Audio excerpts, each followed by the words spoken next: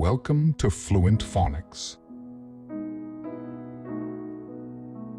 Today we will focus on mastering the pronunciation of the word Angie.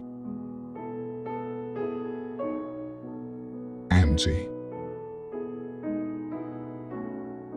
Angie. Angie.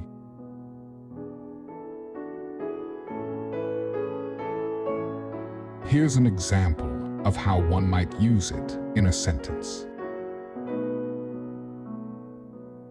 Angie is my sister's name, and she is coming to visit next weekend.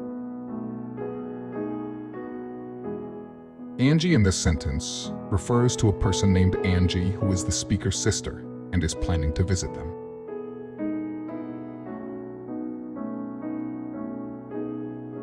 Thank you for your time. If you enjoyed this, please like and subscribe for further content.